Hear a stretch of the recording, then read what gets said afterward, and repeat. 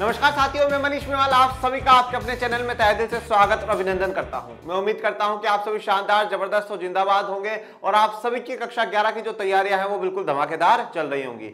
और इन्हीं धमाकेदार तैयारियों को और भी धांसू बनाने के लिए आज हम लोग पढ़ने जा रहे हैं कक्षा 11 की अर्थशास्त्र में भारतीय अर्थव्यवस्था के विकास की किताब का अध्याय 7 रोजगार, संवर्धी, अनौपचारिकरण एवं अन्य मुद्दे का लेक्चर नंबर 4। आज इस लेक्चर नंबर 4 में हम लोग क्या पढ़ेंगे? आज हम लोग बात करेंगे स्वनियोजित तथा भाड़े के श्रमिक। तो हमने श्रमिक देखे हैं, कुछ लोग जो वेतन पे काम करते हैं और कुछ लोग खुद का काम करते हैं, इन दोनों की चर्चा करेंगे। फिर कुछ ऐसे लोगों के बारे में बात करेंगे जो फर्मों में, कारखानों में, कार्यालयों में रोजगार कर रहे हैं, काम धंधा कर रहे हैं। ये दो टॉपिक आज हम लोग आज के लेक्चर में कवर करेंगे। चलिए आगे बढ़ते हैं। स्वनियोजित तथा भाड़े के श्रमिक।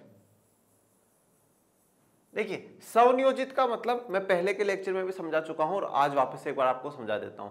स्वनियोजित का मतलब होता है सेल्फ एम्प्लॉयड, नियोजित मतलब होता है लगाना। बेटा आप उस चीज को नियोजित कर रहे हैं कि हाँ ऐसा ऐसा ऐसा ये करना है। तो हमने जब किसी को अपॉइंट कर लिया तो उसको नियोजित कर दिया कि साहब आज से इस काम की जिम्मेदारी आपको है, ये काम की जो योजना है वो आपको बनानी है, इस काम को आपको सौंप दिया गया है। तब हम कहते हैं कि वो नियोजित है, वो एम्प्लॉयड हो जाता है। पर जब हम स्वनियोजित होते हैं, खुद को हम खुद ही लगाते हैं, तो उसको क्या कहा जाता है? स्वनियोजित या सेल्फ एम्प्लॉयड कहा जाता है। मतलब सीधा सा हम कह सकते हैं कि हमारे ऊपर कोई बॉस नहीं होता, हमारे ऊपर कोई मालिक नहीं होता।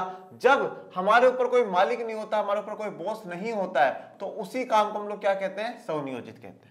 ठीक है, आज जैसे मान लीजिए कि भाई मैं अपना कोचिंग चला रहा हूं, मेरे ऊपर कोई मालिक नहीं है, मैं खुद का कोचिंग चला रहा हूं, मैं स्वनियोजित हूं। मान लीजिए मैं एक छोटी सी दुकान खोल करके बैठा हूं, ठीक है, उसमें जो जनरल सामान है वो बेचता हूं, मेरे ऊपर कोई मालिक नहीं है, मैं स्वनियोजित हूं। कोई भी काम अगर व्यक्ति खुद का काम करता है तो उसको हम लोग क्या कहते हैं? स्वनियोजित कहते हैं। और अभी के समय में तो ये थोड़ा सा और भी काफी ट्रेंड में चल रहा है कि खुद का धंधा करना चाहिए, बड़ा नौकर बनने से अच्छा है कि हम छोटा मालिक बन जाए, ऐसा बहुत चलता है सोशल मीडिया पे। ठीक है, तो स्वनियोजित सिर्फ इतना सा बताता है कि हमारे ऊपर कोई हमारा मालिक नहीं है, हम जो कर रहे हैं हम कर रहे हैं, हमारा बिजनेस है, हम चाहे जैसा कर सकते हैं, हम उसमें कहाँ क्या करना है क्या नहीं करना है, कितना काम करना है कितना नहीं करना, सब हमारे हिसाब से होता है, हम हमारे हिसाब से एडजस्टमेंट करते हैं। तो ये कहलाती है स्वनियोजित। अब देखो, दुनिया में या किसी भी देश में सारे के सारे लोग तो स्वनियोजित हो नहीं सकते। देखिए, अब कोई भी स्वनियोजित का मतलब ये हो जाता है कि आप खुद का धंधा, खुद का बिजनेस शुरू करो। देखो, अब स्वनियोजित में देखिए सबसे पहली बात तो क्या है कि आप में उस बिजनेस के लिए वो टैलेंट होना चाहिए, वो गुण आप में होना चाहिए, वो टैलेंट आप में होना चाहिए, वो गुण आप में होना चाहिए। जो भी बिजनेस या जो भी धंधा आप करना चाहते हो उसके रिगार्डिंग जो कौशल होना चाहिए वो आप में होना चाहिए। दूसरा, कोई भी धंधा शुरू करने के लिए आपको मनी की, पैसों की आवश्यकता होती है। अब देखो, हर व्यक्ति के पास इतना पैसा नहीं होता कि वो कोई भी बिजनेस शुरू कर सके और उस बिजनेस में इतना पैसा निवेश कर सके, इतना पैसा लगा सके। इसलिए काफी लोग क्या होते हैं, काफी लोगों में टैलेंट तो होता है, गुण तो होते हैं, कौशल तो होता है, पर वो पैसों के कारण क्या है, बिजनेस में या स्वरोजगार में, स्वनियोजितों में नहीं जा पाते हैं। इसलिए सरकार बहुत सी बार क्या है कि सस्ती दरों पर लोन देने का काम करती है। जैसे अभी सरकार ने startup India, stand up India में क्या कर रखा है कि भैया आप लोगों को सस्ते पे लोन दो, सस्ती दरों पे, और लंबे समय के लिए लोन दो, जिससे कि वो पैसा लेकर के कोई बिजनेस कर सके और जैसे बिजनेस प्रॉफिट में जाने लगे वो क्या करे, आपको लोन चुका दे। देखिए, टैलेंट और मनी, इसके साथ साथ कुछ सामाजिक स्थितियां भी निर्भर करती है बेटा, कुछ सामाजिक स्थितियां भी निर्भर करती है। ठीक है, जैसे मान लीजिए सामाजिक स्थितियों में यह है कि महिला हो गए, दलित पिछड़ी जाति के लोग हो गए, ठीक है, ऐसे लोगों के लिए आज भी कहीं ना कहीं सोसाइटी बिल्कुल इतनी वो नहीं है कि हाँ रेडी है कि भाई नहीं नहीं साहब आप भी कर सकते हैं। ऐसा नहीं कि नहीं कर रहे हैं, कर रहे हैं, काफी महिलाएं आज बड़ी बड़ी उद्योगपति हैं, परंतु थोड़ा सा उनके लिए एक डिफिकल्ट टास्क होता है, इतना आसान नहीं होता। तो स्वनियोजित खुद का बिजनेस या खुद का धंधा करने के लिए हमारे पास टैलेंट होना चाहिए, मनी होना चाहिए, और सामाजिक स्थितियां, सामाजिक परिस्थितियां भी हमारे पक्ष में होनी चाहिए। वैसे सरकार पूरी पूरी कोशिश कर रही है लोगों को पैसा देने की, सामाजिक परिस्थितियों को बढ़ावा देने की, जो पिछड़े हुए हैं, महिला हैं, उन लोगों को सरकार और लोन देने के प्रयास करेगी। भाई आप अभी स्टार्टअप करिए, आप भी बिजनेस करिए, और धीरे धीरे काम करते करते आप में उस चीज का टैलेंट, उस चीज का कौशल तो आ ही जाएगा। तो फिर भी चाहे मान लीजिए किसी लोगों के पास टैलेंट भी होगा, मनी भी होगी, सामाजिक स्थितियां भी ठीक होगी, पर फिर भी देश की सारी आबादी बिजनेस नहीं कर सकती, सारे के सारे आबादी बिजनेस नहीं कर सकती। कुछ लोगों को तो क्या है, काम करना ही पड़ता है। कुछ लोगों को तो श्रमिक, मतलब जो हम कहते हैं ना कर्मचारी बन करके, जिसके ऊपर कोई ना कोई बॉस होगा, वो काम करना ही पड़ता है। सारे के सारे लोग बिजनेस नहीं कर सकते। और दूसरी बात ये भी देखिए कि अगर सारे के सारे लोग खुद का धंधा करने लग गए, स्वनियोजित हो गए, तो फिर भैया जैसे मान लीजिए आज मैंने अपना कोचिंग खोल लिया, जब तक 10 बच्चे 20 बच्चे 30 बच्चे जब तक तो मैं पढ़ा रहा हूं जब तक ठीक है, पर जैसे जैसे स्ट्रेंथ बढ़ेगी तो मुझे भी तो कर्मचारियों की आवश्यकता पड़ेगी ना। भाई इस सब्जेक्ट का टीचर भी मुझे चाहिए होगा, ठीक है ना, यहाँ पे रिसेप्शन पे बैठने के लिए भी मुझे चाहिए होगा, बिल्डिंग का ध्यान रखने के लिए भी मुझे चाहिए होगा, गेट पर बच्चों की एंट्री चेक करने वाला व्यक्ति चाहिए होगा, तो मुझे भी तो लोगों की जरूरत होगी। अब सारे के सारे बिजनेसमैन बनकर के बैठे हैं तो फिर ये काम कौन करेगा। तो इस प्रकार से क्या कि सभी लोगों के पास ये सुविधाएं भी नहीं होती है, विशेष करके मनी वाली सुविधा नहीं होती है, तो इस कारण वो स्वनियोजित भी नहीं बन पाते हैं, बिजनेस भी नहीं कर पाते हैं। और दूसरी बात ये कि अगर सारे के सारे बिजनेसमैन बन जाएंगे तो फिर इन बिजनेसमैन की हेल्प करने के लिए कर्मचारी कहां से आएंगे। तो इसलिए स्वनियोजित भी होते हैं और कुछ भाड़े के श्रमिक भी होते हैं। भाड़े का मतलब होता है किराए के श्रमिक, जिनको हम ये कह सकते हैं कि आप आज आए, काम करा, आपको पेमेंट करा। इसके अलावा वेतन भोगी भी होते हैं, जिनको हर महीने में वेतन दे दिया जाता है कि साहब आपने पूरे महीने काम करा, उसके लिए वेतन है। तो आज हम लोग स्वनियोजित तथा भाड़े के श्रमिकों की चर्चा करेंगे। चलिए, लास्ट लेक्चर में हम लोगों ने क्या पढ़ा था, श्रमिक जनसंख्या अनुपात पढ़ा था, बस उस बात को ध्यान रखिएगा। क्या श्रमिक जनसंख्या अनुपात जो आप लोगों ने लास्ट लेक्चर में पढ़ा है, समाज में श्रमिकों की स्थिति और कार्य की दशाओं के विषय में कुछ जानकारी देता है। तो श्रमिक जनसंख्या अनुपात क्या हमें श्रमिकों की स्थिति, जो लोग काम कर रहे हैं उनकी स्थिति के बारे में बताता है कि उनकी स्थिति कैसी है, वहां पे जहां पे काम कर रहे हैं उनको किस प्रकार का पर्यावरण मिल रहा है, किस प्रकार का वातावरण मिल रहा है। देखो, कोई भी मजदूर काम करता है, कोई भी व्यक्ति काम करता है, उस व्यक्ति के काम करने से पहले, उस मजदूर से पहले वो एक व्यक्ति है, एक मानव है, और मानव होने के नाते उसको हर प्रकार की सुख सुविधाएं मिलनी चाहिए।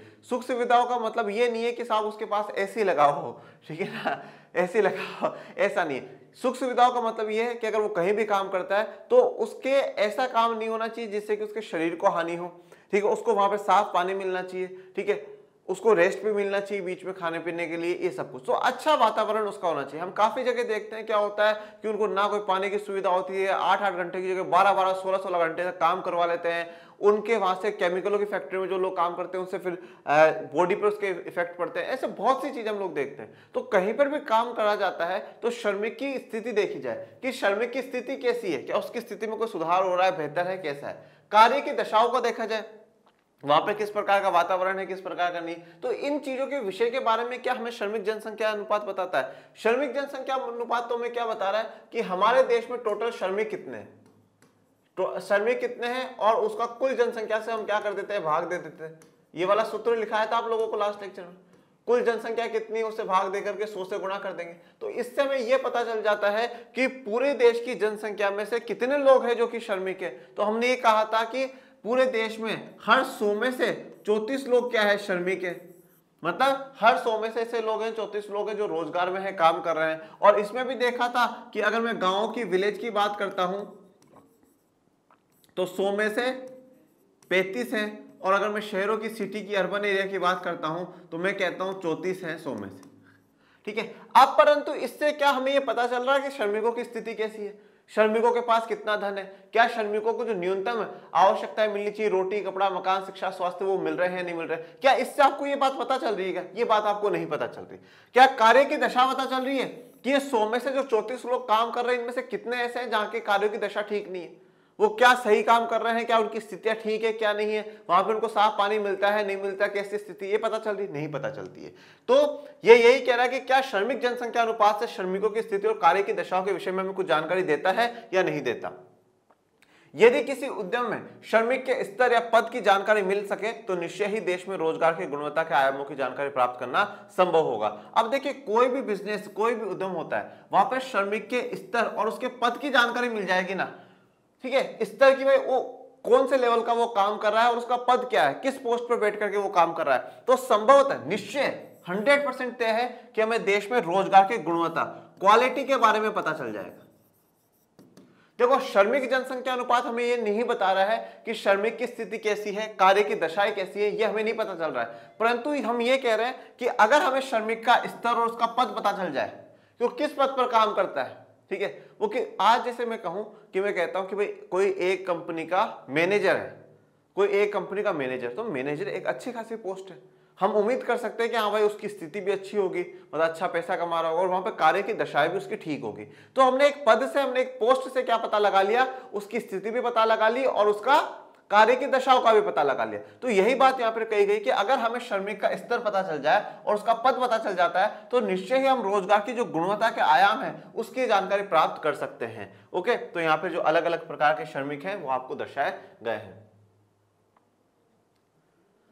इससे हम ये भी जान सकेंगे कि श्रमिक का अपने काम से कितना लगाव है और अपने सहकर्मियों तथा उद्यम के प्रति उसके अधिकार क्या हैं। तो हम इससे ये भी पता लगा पाएंगे जो श्रमिक है उसके अपने काम से कितना लगाव है, कितना अटैचमेंट है, ठीक है, कि वो अपना कितना काम कर रहा है, कितना उसका लगाव है। क्योंकि देखो जनरली क्या होता है कि जो पोस्ट होगी उस पोस्ट के हिसाब से व्यक्ति का लगाव भी होता है कि हाँ साहब मैं इस पोस्ट पर काम कर रहा हूँ, कितनी देर काम करता है क्या नहीं, तो हमें काफी कुछ जानकारी लग जाएगी। और सहकर्मी जो उसके साथ के लोग हैं उनके साथ उसका क्या व्यवहार है उसके बारे में पता लग जाएगा और उसके क्या क्या अधिकार है, ठीक है, उसके क्या क्या अधिकार है वो भी हमें पता लग जाएंगे। आइए निर्माण उद्योग के 3 कर्मियों की तुलना करें। तो निर्माण उद्योग है, ठीक है, मतलब कोई बिल्डिंग बनाने का ये काम है, उसमें 3 कर्मियों की हम लोग बात करते हैं। कर्मियों का मतलब क्या है, कर्म करने वाले, ठीक है ना, कर्म करने वाले हैं ये 3। एक सीमेंट की दुकान का स्वामी है। तो देखो अब आपको पता है इससे मकान ही बना रहा है तो मकान में सीमेंट, बजरी, ईंट ये सब चाहिए। तो एक तो क्या है सीमेंट की दुकान का स्वामी, मतलब जो सीमेंट की दुकान है उसका क्या है, मालिक है बच्चों। तो सीमेंट की दुकान का क्या है, मालिक है। दूसरा निर्माण मजदूर है और दूसरा ये क्या हो गया, मजदूर हो गया। और तीसरा निर्माण करने वाली कंपनी का एक सिविल इंजीनियर है। क्या है, सिविल इंजीनियर, सिविल इंजीनियर अभियंता है। इन तीनों के पद अथवा प्रतिष्ठा में अंतर है जिन्हें विभिन्न नामों से भी संबोधित किया जाता है। देखो अब इन तीनों के पद और प्रतिष्ठा में अंतर है बच्चों, तीनों के में ही अंतर है, पद में और प्रतिष्ठा में, तीनों में अंतर है। देखो अब ये एक तो स्वामी है, एक तो मालिक है बच्चों। एक चाहे उसकी दुकान पे 100 ही कट्टे बिकते हो रोज के, पर वो छोटी सी बड़ी सी जितनी भी बड़ी दुकान है, छोटी दुकान है, उस दुकान का मालिक है, स्वामी है, उसके ऊपर कोई उसका बॉस वोस नहीं है। तो ये क्या हो गया, ये स्वनियोजित वाला हो गया। ये क्या हो गया, स्वनियोजित हो गया, स्वनियोजित हो गया। दूसरा है निर्माण मजदूर। अब ये निर्माण मजदूर है तो मजदूरी करता है, ठीक है, और मजदूर का क्या है, कोई ऐसा भाई परमानेंट नहीं है कि इसको पूरे साल काम मिलता ही रहेगा, नहीं मिलेगा, ऐसा कुछ तय नहीं होता। तो इनको हम लोग क्या कहते हैं, अनियत मजदूर कहते हैं या अनियत श्रमिक कह देते हैं कि भैया इनका नियमित नहीं है, फिक्स नहीं होता कि कितने दिन काम करेंगे और कितने दिन को काम नहीं करेंगे या नहीं मिलेगा। तो ये अनियत मजदूर है। सिविल इंजीनियर है, ठीक है, इंजीनियर है, अब ये इंजीनियर है तो ये वेतन होगी, इसको वेतन मिलेगा।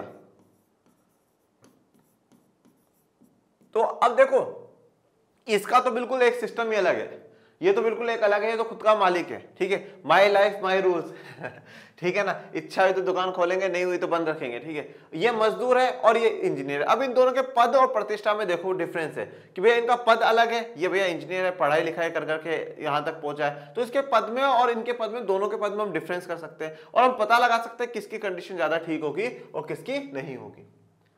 जो अपने उद्यम के स्वामी और संचालक हैं उन्हें स्वनियोजित कहा जाता है। जो भी अपने उद्यम, जो भी अपना बिजनेस है उसके स्वामी, स्वामी का मतलब क्या होता है, मालिक। क्या होता है, मालिक। तो जो भी अपने बिजनेस के मालिक हो और संचालक हो, संचालक का मतलब क्या होता है, चलाने वाला, चलाने वाला। तो जो भी अपने बिजनेस के मालिक हो और उसको या चलाने वाले हो, संचालक हो, उनको हम लोग क्या कहते हैं, स्वनियोजित कहते हैं। देखो नियोजित का मतलब क्या होता है, अगर आप लोग पॉलिटिकल साइंस पढ़ते हो और आपने पॉलिटिकल साइंस ले रखी है तो आप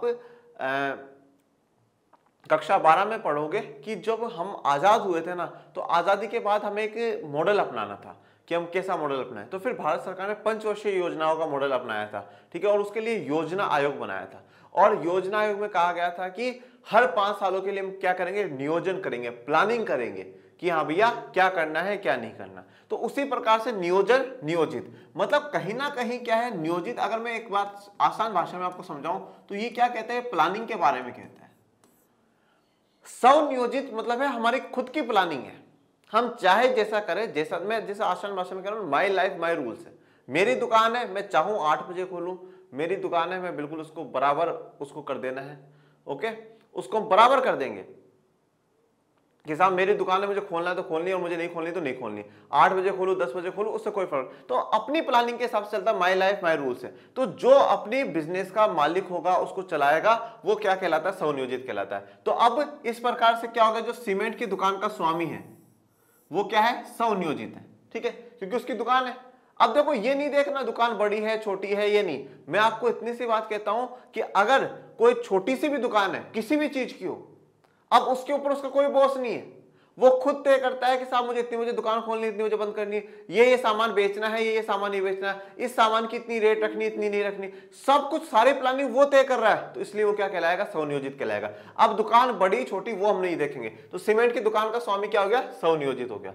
भारत का लगभग आधा श्रम बल इसी श्रेणी में आता है। तो भारत में जितने भी लोग काम कर रहे हैं उसमें से आधा श्रम बल किसमें आता है, इसी में आता है। तो हमने श्रमिक जनसंख्या अनुपात देखा था, उसमें से भारत का 100 में से 34 था, तो मैं ये कह सकता हूं कि 17 लोग जो हैं, हर 100 में से 17 लोग क्या है, स्वनियोजित है, मतलब वो बिजनेस में इन्वॉल्व है।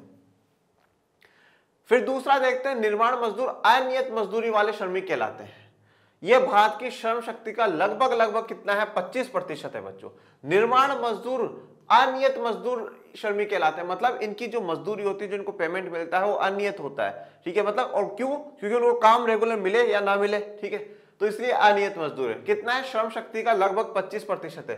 25% बोला है तो 100 से भाग देंगे 1/4, तो टोटल जितना भी है उसका 1/4, तो 100 में से अपने 34 थे, तो 1/4 से देकर के देख लो तो कितना आएगा, 8 पॉइंट समथिंग कुछ आएगा। अपन लोग मान लेते हैं कि 9, तो 17 तो स्वनियोजित हो गए, 9 ये हो गए, ओके, तो 26 जनों का तो हमारा हिसाब आ चुका है। ऐसे ही मजदूर अन्य लोगों के खेतों में अनियत रूप से कार्य करते हैं और उसके बदले में पारिश्रमिक प्राप्त करते हैं। तो ऐसे देखिए, अब जो मजदूर जिनको डेली वेजेस पे पेमेंट मिल रहा है, ठीक है, कि भाई आज काम करा उसके बदले में पेमेंट, अब चाहे वो खेतों में काम कर रहे हो, चाहे मकान बनाने का काम कर रहे हो, कहीं पर कोई मजदूरी का काम कर रहे हो, वो सब इसमें आ जाएंगे। और उसके बदले में लोग क्या ले लेते हैं, पारिश्रमिक ले लेते हैं कि भैया ये काम करा, इसके बदले में इतना पेमेंट आपको हो गया। निर्माण कंपनी के अभियंता सिविल इंजीनियर के रूप में काम कर रहे व्यक्ति श्रम शक्ति का मात्र और मात्र 23% है। 23% मतलब अब हमारा कितना बचा, 8 लोग बचे हैं, क्योंकि हमने कहा कि 100 में से 34 लोग हमारे देश में काम कर रहे हैं, तो 17 तो वो हो गए, ओके, 9 वो हो गए और 8 ये हो गए, तो अपने टोटल ये 34 आ जाएंगे। और 23%, आप यहाँ पे डेटा याद रखना चाहो तो रख सकते हो कि 23% लोग काम कर रहे थे, आधा श्रम बल काम कर रहा है, 25% काम कर रहा है। तो निर्माण कंपनी का जो अभियंता है वो श्रम शक्ति का मात्र 23% ही है। जब किसी श्रमिक का कोई व्यक्ति या उद्यम नियमित रूप से काम पर रख उसे मजदूरी वेतन देता है तो वह श्रमिक नियमित वेतन भोगी कर्मचारी कहलाता है। देखो, अब जब किसी श्रमिक को, मतलब किसी व्यक्ति को, ठीक है, किसी भी जो काम करने वाला व्यक्ति है उसे कोई दूसरा व्यक्ति अपने उद्यम में, अपने बिजनेस में नियमित रूप से रेगुलरली काम करने पर रख लेता है तो उसको मजदूरी या वेतन देता है, और उसको हम क्या कहते हैं, नियमित वेतन भोगी कर्मचारी कहलाता है। देखो, मजदूर में और अभियंता में यही डिफरेंस है। मजदूर का क्या है, आज काम करा ये पैसा ले भाई, तेरा तू रेगुलर नहीं है, तेरा रेगुलर नहीं, तेरा फिक्स नहीं, तुझे आगे तक लेकर के चलेंगे नहीं चलेंगे, तू आज काम कर ले जा, कल आए तो काम करियो ले जाइयो, ठीक है, तो उनका कोई फिक्स नहीं होता, अनियत होता है। पर क्या होता है, काफी बार आप देखते हो कंपनियां जो होती है लोगों को रखती है कि साहब आप हमारे लिए अब परमानेंट है, जब तक 2 साल 3 साल, तो उनको हर महीने का क्या पेमेंट देना शुरू करती है, महीने के एंड में आकर के ये लीजिए आपका पेमेंट, ये लीजिए आपका पेमेंट। तो किसी श्रमिक को कोई व्यक्ति अपने बिजनेस में नियमित रूप से रेगुलर के लिए कि हाँ साहब आप रेगुलर आना है, ये काम करना है और जाना है, उसके लिए रख लेता है, तो उसको वो मजदूरी या वेतन देता है, उसको हम लोग क्या कहते हैं, नियमित वेतन भोगी कर्मचारी कहते हैं। कौन से कर्मचारी कहेंगे, नियमित, मतलब नियमित हर महीने में उसको मिलता जा रहा है, रेगुलर मिल रहा है। रेगुलर का मतलब ये नहीं कि डेली मिले, रेगुलर का मतलब ये होता है बेटा कि एक इंटरवल के बाद, एक समय के बाद, तो यहां पर समय क्या है, 1 महीने के बाद, हर महीने के बाद आपको पेमेंट मिलता जाएगा और आप वेतन का भोग करोगे, मतलब उस वेतन को लोगे, उसका उपभोग करोगे, मजे करोगे, एक ऐसा कर्मचारी कहलाता है। तो पैसा ही पैसा आ जाएगा। भारत में पुरुष और महिला श्रमिकों के 50% से अधिक तो स्वरोजगारी वर्ग में ही आते हैं। भारत में पुरुष और महिला जो श्रमिक है उनके 50% से अधिक तो स्वरोजगार वर्ग में ही आ जाते हैं। तो ये बात अभी अपने कही थी कि आधा जो श्रम बल है वो तो किसमें है, स्वरोजगार में है ही। अतः स्वरोजगार ही देश की आजीविका का प्रमुख स्रोत है। अब ये बात बड़ा ध्यान रखिएगा, तो स्वरोजगार जो है ना, सेल्फ एम्प्लॉयड वाला है, यही आजीविका का सबसे प्रमुख स्रोत है, मेन सोर्स है आजीविका का। लाइवलीहुड का अगर कोई मेन सोर्स है तो वो क्या है, स्वरोजगार है, कि खुद के लिए खुद रोजगार बना रखे। अब इसमें देखो क्या है, इसमें बहुत कुछ आ जाता है। जैसे मान लीजिए मेरा खेत है, मैं मेरे खेतों पे काम कर रहा हूं, मैं स्वरोजगार पे हूँ। मैंने दुकान खोल रखी है, मैं स्वरोजगार पे हूँ। मैंने अपना रिक्शा ले रखा है, उसको चला रहा हूँ, मैं उसमें स्वरोजगार पे आ गया, क्योंकि उसमें मुझे कोई पेमेंट देने वाला नहीं। तो स्वरोजगार ही सबसे मेन सोर्स बना हुआ है लोगों को आजीविका प्रदान करने का। अनियत मजदूरी कार्य पुरुषों और महिलाओं के लिए रोजगार का दूसरा प्रमुख स्रोत है। और अब दूसरा कौन सा है? अनियत मजदूरी कार्य वाला। ठीक है, तो सबसे ज्यादा तो किसमें है? स्वरोजगार में है, और उसके बाद किसमें है? अनियत मजदूरी कार्य में है।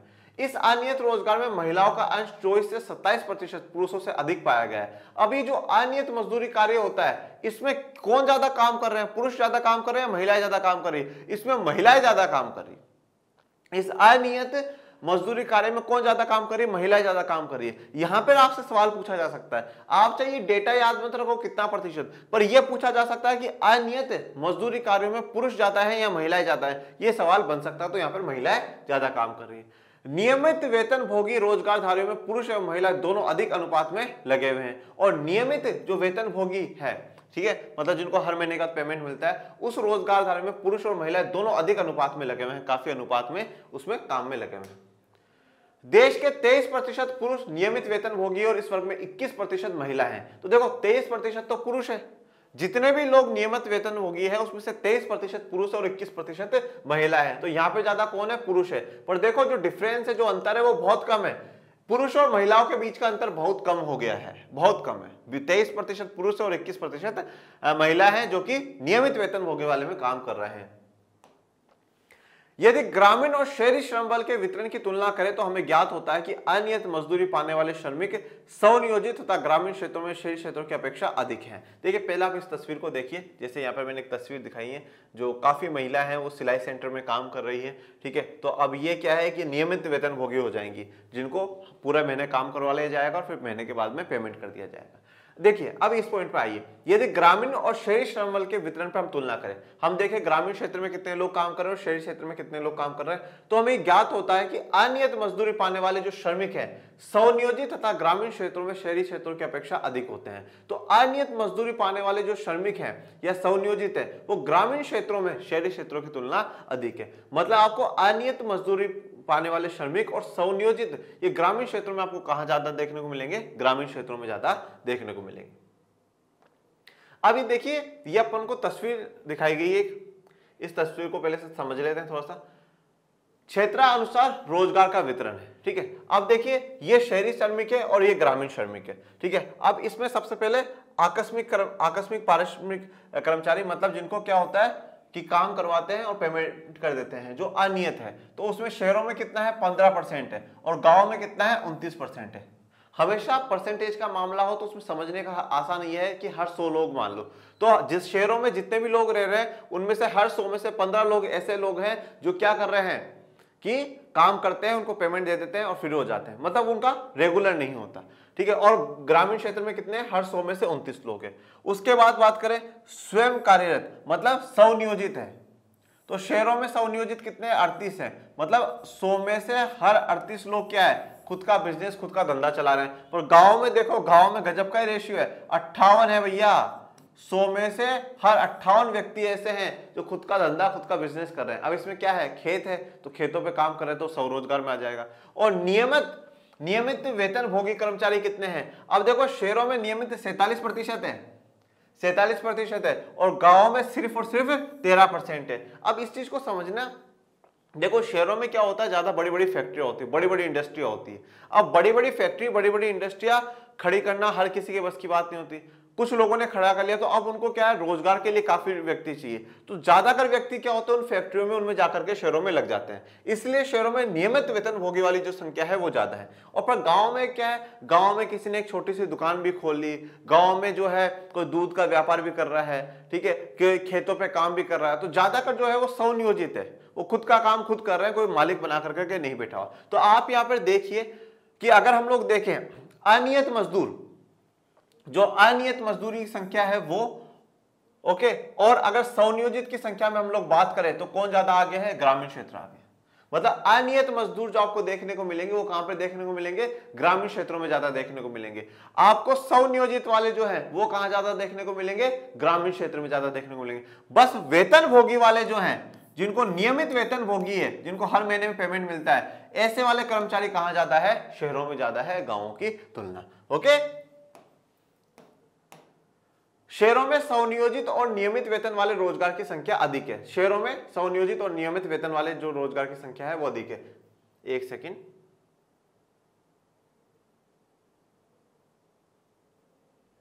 नहीं बेटा, इसमें स्वनियोजित की संख्या नहीं है। स्वनियोजित की संख्या अगर चार्ट के हिसाब से देखते हैं तो गांव में ही ज्यादा है, ठीक है, और नियमित वेतन वालों की संख्या अधिक है।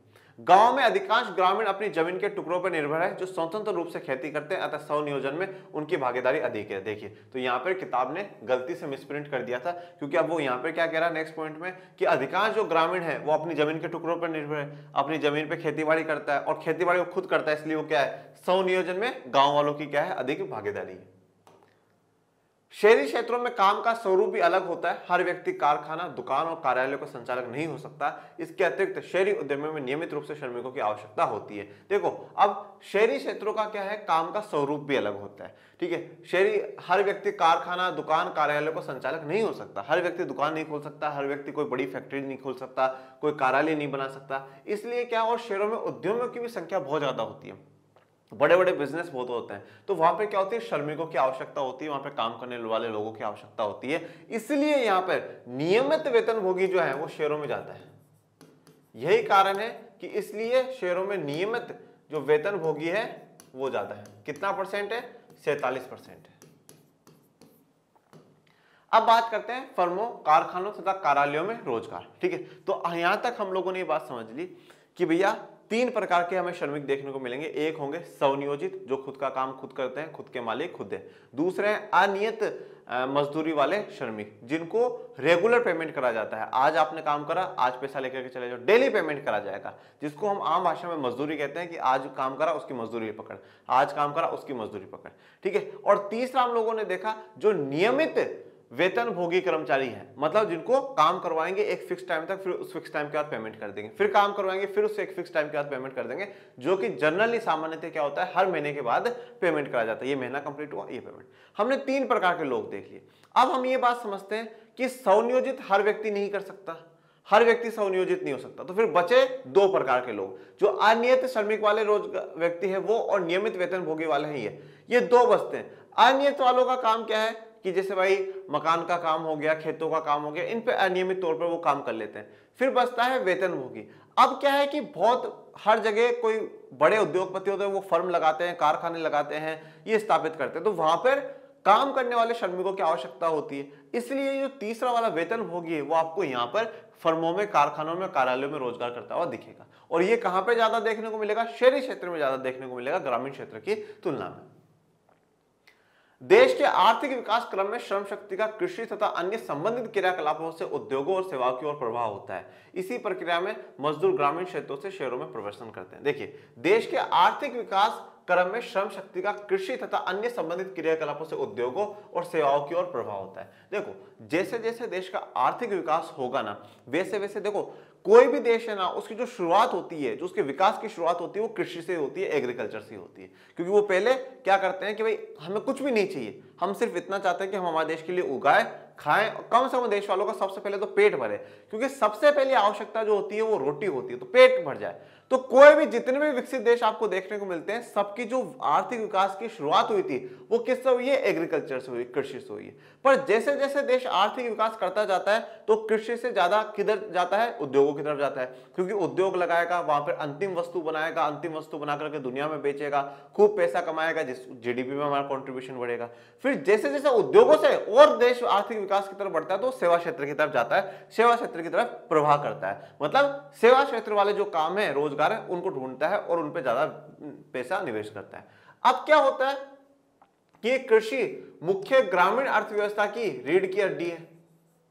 गांव में जो है वो मुख्य क्या है, कृषि है। उद्योग और सेवा क्षेत्र इतना नहीं है, तो इसलिए क्या है, अब कृषि में आपको पता है कि लोगों को ज्यादा स्कोप नहीं लगता कि नहीं साहब कृषि में क्या है, इसलिए लोग क्या है कि उद्योगों और सेवा क्षेत्र में काम करना चाहते हैं। और इसीलिए जो मजदूर ग्रामीण के क्षेत्र हैं के लोग हैं वो शहरों में प्रवासन या पलायन करना शुरू कर देते हैं। जैसे मान लीजिए आज मैं गांव का व्यक्ति हूं और मुझे पता है खेती बाड़ी नहीं है और नहीं है, और खेती बाड़ी में इतना हो भी नहीं सकता, इसलिए मैं क्या करूंगा कि मैं किसी उद्योग में काम करने लग जाऊं, मैं कोई सेवा क्षेत्र का काम पकड़ लूं। अब उसके लिए क्या है, गांव में तो ये है नहीं, मुझे कहां जाना पड़ेगा, शहरों में जाना पड़ेगा। यही बात बोलेगी मजदूर ग्रामीण क्षेत्र जो है वो क्या है, शहरों में प्रवासन करते हैं। धीरे धीरे उद्योग भी सकल रोजगार में अपना अंश होने लगे हैं। देखो अब ये बात देखिएगा, जीडीपी सकल रोजगार में अपना अंश, टोटल जितना भी रोजगार मिल रहा है, रोजगार दे रहे हैं, उसमें जो उद्योग क्षेत्र है वो भी अब कम होता जा रहा है, उद्योग क्षेत्र भी इतना रोजगार नहीं दे रहा है, क्योंकि सेवा क्षेत्र में बहुत तीव्र दर से वृद्धि हो रही है, सेवा क्षेत्र बहुत तेजी से बढ़ रहा है। जीडीपी में तो बेटा देखिए एक बात ध्यान रखिएगा, जीडीपी में तो सबसे ज्यादा अगर कंट्रीब्यूशन है तो सेवा क्षेत्र का है, पर रोजगार में अगर सबसे ज्यादा कंट्रीब्यूशन है तो प्राथमिक क्षेत्र का, कृषि का है। प्राथमिक क्षेत्र कृषि सबसे ज्यादा रोजगार दे रहा है, और जीडीपी के नजरिए से देखें तो सबसे बड़ा कंट्रीब्यूशन सेवा क्षेत्र का है। ये यहाँ पर आपको तस्वीर उद्योग की दर्शाई गई। श्रम शक्ति के कार्य अनुसार या उद्योगवाद वितरण से रोजगार स्वरूप के ये परिवर्तन सहज ही स्पष्ट हो जाते हैं। तो श्रम शक्ति का कार्य अनुसार कि जो कार्य है वो किस प्रकार का है उसके अनुसार, और उद्योगवाद, देखिए अब उद्योग भी अलग अलग होते हैं, कोई किसी चीज का उद्योग होता है, कोई किसी चीज का, इनको हम क्या कर लेते हैं, बांट लेते हैं, तो उस समय रोजगार का स्वरूप और उसके परिवर्तन आसानी से समझ में आ जाएंगे। सामान्यतः आर्थिक क्रियाओं को 8 विभिन्न औद्योगिक वर्गों में विभाजित किया जाता है। तो जो आर्थिक क्रियाएं होती हैं, ऐसी क्रियाएं जिनको करने से हमें धन की प्राप्ति होती है, ऐसी क्रियाओं को हम 8 विभिन्न औद्योगिक वर्गों में विभाजित कर लेते हैं। कितने औद्योगिक वर्गों में विभाजित करेंगे, 8 में करेंगे। देखो कौन कौन सी है, सबसे पहले कृषि, खनन और उत्खनन। खनन आप समझते, कृषि तो आपको पता है, खनन क्या होता है, जैसे कहीं पर आपको पता चल गया खनिज वनिज है तो वहां से उसको निकालना, ठीक है, इस वाले काम में लगाओ। विनिर्माण मतलब कोई उद्योग, ऐसा उद्योग जो कि कच्चे माल को अंतिम वस्तु में परिवर्तित कर रहा हूं, मैन्युफैक्चरिंग कर रहा हूं। जैसे मैं कॉटन की टी शर्ट हो तो कॉटन क्या है, कपास है, कपास एक कच्चा माल है जो कि खेतों में उगता है, कपास आया, उस कपास से टी शर्ट बना करके दी, तो ये कच्चे माल को अंतिम वस्तु में जिसको हम लोग इस्तेमाल कर सके ऐसी वस्तु में परिवर्तन करके देता है। ऐसे उद्योगों को क्या कहा जाता है, विनिर्माण के उद्योग कहा जाता है। इसके अलावा विद्युत, गैस और जलापूर्ति, ठीक है, इलेक्ट्रिसिटी का हो गया, गैस का हो गया, जल पहुंचाने का काम हो गया। निर्माण कार्य हो गए, मकान बनाना, ये सब कुछ करना। वाणिज्य, व्यापार हो गया। इसके अलावा परिवहन और भंडारण हो गया कि आप परिवहन कर रहे हैं, भंडारण कर रहे हैं, और लास्ट सेवाएं आ जाती है। ओके, अब ये 8 में हमने भाग में बांटा है, ये 8 आपको बहुत अच्छे से याद होनी चाहिए। पर अपन तो हमेशा आर्थिक क्रियाओं के जो क्षेत्र पढ़ते हुए हैं वो 3 ही पढ़ते हुए हैं, प्राथमिक, द्वितीयक और तृतीयक। प्राथमिक, द्वितीयक और तृतीयक आज तक हम लोग पढ़ते हुए हैं। तो अब ये जो 8 के 8 है ना, इनको हम प्राथमिक, द्वितीयक और तृतीयक में क्या कर देते हैं, मिला देते हैं। देखिए सरलता के लिए सभी कार्य युक्त व्यक्तियों को 3 प्रमुख वर्गों में विभाजित किया जा सकता है, और वो 3 प्रमुख वर्ग कौन से, प्राथमिक क्षेत्र, द्वितीयक क्षेत्र और सेवा क्षेत्र, ठीक है। तो 3 क्षेत्रों में हमने विभाजित कर लिया। देखो हमने जो पूरी आर्थिक क्रिया है, जितनी भी आर्थिक क्रिया होती है उनको 8 भागों में बांटा है। पहला कृषि, खनन और उत्खनन, तीसरा विनिर्माण, फोर्थ विद्युत, गैस एवं जलापूर्ति, फिफ्थ निर्माण कार्य, सिक्स्थ वाणिज्य, सेवेंथ परिवहन और भंडारण, और 8th सेवाएं।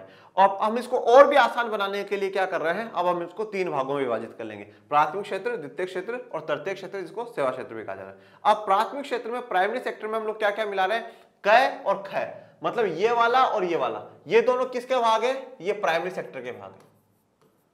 तो प्राथमिक क्षेत्र में इन दोनों को जोड़ लिया। उसके बाद द्वितीय क्षेत्र में ग, घ, ढ को शामिल करा गया है। तो ये देखिए ये वाला यहां से लेकर करके यहां तक था, ये तीनों किस में आ जाएंगे, सेकेंडरी सेक्टर में आ जाएंगे। फिर उसके बाद है इससे में शेष तीनों उपवर्ग को रखा जाता है, और फिर बाकी जो शेष तीनों च, छ और ज, ये तीनों के तीनों किस में आ जाएंगे, सेवा क्षेत्र में आ जाएंगे। ये यहां पर गलत है बेटा, ठीक है।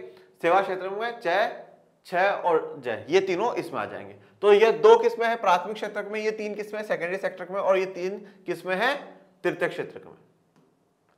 भारत में अधिकांश श्रमिकों के रोजगार का स्रोत प्राथमिक क्षेत्र की ही है। तो अधिकांश श्रमिकों को जो रोजगार मिला हुआ है वो कहां मिला हुआ, प्राथमिक क्षेत्र में ही मिला हुआ है। प्राथमिक क्षेत्र में मिले होने का मतलब क्या है, कृषि में या खनन और उत्खनन में। इसके अलावा देखो पशुपालन भी होता है, तो पशुपालन को कृषि के साथ ही जोड़ करके देखा जाता है, काफी लोग पशुपालन में भी होते हैं, ठीक है। तो प्राथमिक क्षेत्र सबसे ज्यादा रोजगार देता है। द्वितीय क्षेत्र केवल लगभग 24% श्रम बल को नियोजित करता है। तो द्वितीय क्षेत्र सिर्फ और सिर्फ 24% लोगों को ही रोजगार देता है, मतलब जितने भी लोग काम कर रहे हैं उन हर 100 में से, जितने भी लोग काम कर रहे हैं ऐसे हर 100 लोगों में से सिर्फ 24 लोग कहां पे काम कर रहे हैं, द्वितीय क्षेत्र में काम कर रहे हैं। द्वितीय क्षेत्र का मतलब क्या क्या हो गया भैया, विनिर्माण का काम कर रहे हैं, विद्युत, गैस एवं जलापूर्ति का काम कर रहे हैं और निर्माण कार्य कर रहे हैं। लगभग 31% श्रमिक कहां पर है, सेवा क्षेत्र में। तो देखो सबसे ज्यादा तो जो रोजगार दे रहा है वो कौन दे रहा है, प्राथमिक क्षेत्र दे रहा है, और उसके बाद सबसे ज्यादा रोजगार दे रहा है वो सेवा क्षेत्र दे रहा है। ग्रामीण भारत की लगभग 60% श्रम शक्ति कृषि, वन और मत्स्य पर निर्भर है। अब ग्रामीण भारत का अगर हम लोग देखें, गांव में जो लोग रह रहे हैं उनका देखें तो 60% जितने भी लोग हैं उसमें से 60% जो लोग हैं वो या तो कृषि का काम कर रहे हैं या जंगलों में का जो है वहां से कुछ प्राप्त करें, या मत्स्य मतलब मछलियों के पालन पर निर्भर है। लगभग 20% ग्रामीण श्रमिक ही विनिर्माण उद्योगों, निर्माणों और अन्य क्षेत्रों में लगे हुए हैं। अब ग्रामीण में हम देख रहे हैं कि 60% लोग तो क्या है प्राथमिक क्षेत्र में लगे हुए हैं, 20% लोग कहां पर है द्वितीय क्षेत्र में लगे हुए हैं, चाहे वो विनिर्माण उद्योग में काम करे, चाहे निर्माण कार्यों का काम करे या किसी अन्य क्षेत्र में काम करे। केवल 20% ग्रामीण क्षेत्रों को ही सेवा से ही रोजगार मिलता है। तो देखिए अब अगर हम ग्रामीण क्षेत्र का देखते हैं, रूरल एरिया का अगर हम लोग देखें तो प्राइमरी सेक्टर, सेकेंडरी सेक्टर और टर्सरी सेक्टर, प्राथमिक क्षेत्र, द्वितीय क्षेत्र और तृतीय क्षेत्र। प्राथमिक में 60% है, 20 यहां पर है और 20 यहां पर है। ठीक है, मतलब हर 100 में से 60 लोग कहां पर इसमें काम कर रहे हैं, हर 100 में से 20 इसमें काम कर रहे हैं और हर 100 में से 20 इसमें काम कर रहे हैं। टोटल कर दोगे तो आपका 100 आ जाएगा। किंतु शहरी क्षेत्रों में कृषि और खनन रोजगार के प्रमुख स्रोत नहीं है, जहां अधिकांश लोग सेवा क्षेत्र में कार्यरत है। परंतु जब हम अर्बन एरिया का देखते हैं, शहरी क्षेत्रों का देखते हैं, तो हमें पता चलता है कि वहां पर कृषि और खनन प्रमुख स्रोत नहीं है। वहां पर तो ज्यादातर लोग किस में लगे हुए हैं, सेवा क्षेत्र में लगे हुए हैं, सर्विस सेक्टर में वहां पर ज्यादा है। 60% शहरी श्रमिक सेवा क्षेत्र में है, लगभग 1/3 शहरी श्रमिक द्वितीय क्षेत्र में नियोजित है। तो 60% जो है वो शहरों में कहां पर है, सेवा क्षेत्र में। अब देखो एक तरफ आप ग्रामीण क्षेत्र को देखो और एक तरफ आप अर्बन क्षेत्र को या शहरी क्षेत्र को देखो। यहां पर प्राइमरी सेक्टर में 60% है और यहां पर टर्सरी सेक्टर में 60% है, क्योंकि यहां पर गांवों में कृषि जो है, कृषि रीढ़ की हड्डी है। वहां पर मुख्यतः जो अर्थव्यवस्था टिकी हुई है वो कृषि पर टिकी हुई है और ज्यादातर जो लोग हैं वो कृषि में ही इन्वॉल्व होते हैं। ये 60% यहाँ पर, और यहाँ पर सेवाओं का ज्यादा दबदबा है। और 1/3 शहरी श्रमिक द्वितीय क्षेत्र में नियोजित करते हैं। तो जितना भी लोग शहरों में काम कर रहे हैं उसमें से 1/3 लोग कितने इसमें द्वितीय क्षेत्र में। यद्यपि प्राथमिक क्षेत्र में पुरुष और महिला दोनों ही प्रकार के श्रमिक केंद्रित है, पर वहां महिलाओं का संकेंद्रण बहुत अधिक है। देखो अब प्राथमिक क्षेत्र में दोनों ही लोग काम करते हैं, पुरुष भी काम करते हैं, महिलाएं भी काम करती है, परंतु प्राथमिक क्षेत्र में जो काम कर रही है वो ज्यादा कौन है, महिलाएं ज्यादा है। महिलाएं जो है, महिलाएं ज्यादा काम कर रही है, पुरुष कम काम कर रहे हैं। क्यों? क्योंकि पुरुष तो क्या है, उनको उद्योगों में भी काम कर लेते हैं, सेवा क्षेत्रों में भी काम कर लेते हैं। अब क्या है, महिलाओं को तो कहते हैं अपना खेत है, खेत पे काम कर लो, बाहर थोड़ी जाओगे तुम लोग, ठीक है ना। और फिर उनका काम ऐसे काउंट भी नहीं करवाते, ठीक है, तो वो बड़ी समस्या है। तो महिलाओं का क्या है, प्राथमिक क्षेत्रों में क्या है, ज्यादा कॉन्ट्रीब्यूशन है। इस प्राथमिक क्षेत्र में लगभग 57% महिलाएं कार्यरत है, जबकि इस क्षेत्र में काम कर रहे पुरुषों की संख्या आधे से भी कम है। मतलब प्राथमिक क्षेत्र में 57% महिलाएं और पुरुष इससे भी कम है। पुरुषों को द्वितीयक और सेवा क्षेत्र दोनों में ही रोजगार के अवसर प्राप्त हो जाते हैं। तो पुरुष को द्वितीयक में भी अवसर मिल जाता है और सेवा क्षेत्र में भी अवसर मिल जाता है। और देखिए कभी कभार क्या होता है कि जैसे हस्बैंड वाइफ जो होते हैं वो सोचते हैं कि हस्बैंड कहता है वाइफ को कि देखो अपने छोटा सा खेत है, ज्यादा बड़ा तो है नहीं और अपन ज्यादा इससे उत्पादन हो नहीं रहा है, अब कमाना तो पड़ेगा और एक्स्ट्रा पैसा लाना पड़ेगा, तो आप इस खेत को संभाल लो और मैं कहीं शहर में जाकर करके किसी उद्योग में काम कर लेता हूँ और हर संडे की संडे घर आकर जाया करूँ। तो इस प्रकार से भी अपनी व्यवस्था को मैनेज कर लेते हैं। और ये सोचा जाता है कि साहब पुरुष वहां जाएगा, काम धंधा ढूंढेगा, कहीं भी रह लेगा, कैसे भी एडजस्ट कर लेगा, और महिला जो है वो घर पे रहे, बच्चों का भी थोड़ा बहुत ध्यान रखे, खेत बाड़ को भी संभाल ले और वहां से जो थोड़ी बहुत इनकम हो उससे वो भी हो जाए, और पुरुष बाहर से कमा के लिए थोड़ा एक्स्ट्रा दोनों साथ मिलकर के घर को चला ले। इसलिए क्या है, पुरुष थोड़ा बाहर जाकर के द्वितीय और तृतीय क्षेत्रों में लग जाता है। और ये दोनों ही क्षेत्र क्या है, ग्रामीण क्षेत्र में नहीं है, ये दोनों ही शहरी क्षेत्रों में जाकर के मिलते हैं रोजगार। अब ये देखिए, इसको और समझ लीजिए आप। औद्योगिक वर्ग प्राथमिक क्षेत्र, द्वितीय क्षेत्र और तृतीय क्षेत्र। अब प्राथमिक क्षेत्र में लगभग क्या है, 59% जो लोग हैं वो ग्रामीण क्षेत्र में लगे हुए हैं और 7% जो लोग हैं वो शहरी क्षेत्र में लगे हुए हैं। इसमें से अब पुरुष जो है, प्राथमिक क्षेत्र में पुरुष कितना है, 40% है और 57% जो है महिलाएं काम कर रही है। मतलब देखना, ग्रामीण क्षेत्र में जो प्राथमिक क्षेत्र है, प्राथमिक क्षेत्र में गांव में 60% तक जो लोग हैं वो इसमें लगे हुए हैं और शहरी क्षेत्र में सिर्फ 7% लोग तक ही इसमें लगे हुए हैं। अब पूरे प्राथमिक क्षेत्र में गांवों को, शहरों को टोटल मिलाकर के 40% है जो कि पुरुष काम कर रहे हैं, बाकी 57% है महिलाएं काम कर रही है। अब टोटल देखें ना, तो आज देखो टोटल देखते हैं तो 45% लोग हैं जो आज भी किस पर डिपेंडेंट है, प्राथमिक क्षेत्र पर डिपेंडेंट है। आज भी 45% लोग प्राथमिक क्षेत्र पर डिपेंडेंट है। दूसरा देखिए द्वितीय क्षेत्र या सेकेंडरी सेक्टर, ग्रामीण में कितना है 20% लोग काम कर रहे हैं, शहरी क्षेत्रों में 34% लोग काम कर रहे हैं। अब इसमें देखें तो पुरुषों में 27% है और महिलाएं 18% काम कर रही है, और टोटल देखें तो 24% रोजगार द्वितीय क्षेत्र देते हैं। सेवा क्षेत्र का देखें तो ग्रामीण क्षेत्र से 20 है, यहां पर 59 मतलब लगभग 60% जो लोग हैं शहरों में वो किस में काम कर रहे हैं, शहरी क्षेत्र में काम कर रहे हैं। पुरुष इसमें से 32% है और महिलाएं 25% है, और टोटल देखें तो 31% का योगदान दिया जा रहा है। बाकी सबका एंडिंग में 100 हो ही जाएगा। ओके, तो इसी के साथ आज हमारा जो लेक्चर है इसको यहीं विराम देंगे, और आपको कोई भी डाउट कोई भी समस्या आई हो तो कमेंट बॉक्स में मेंशन करिएगा, और आज का लेक्चर कैसा लगा ये भी जरूर बताइएगा। और मेरे प्यारे विद्यार्थियों, पढ़ते रहिए, आगे बढ़ते रहिए, मिलेंगे नेक्स्ट लेक्चर में धमाकेदार लेक्चर के साथ। तब तक के लिए थैंक यू सो मच। जय हिंद, जय भारत।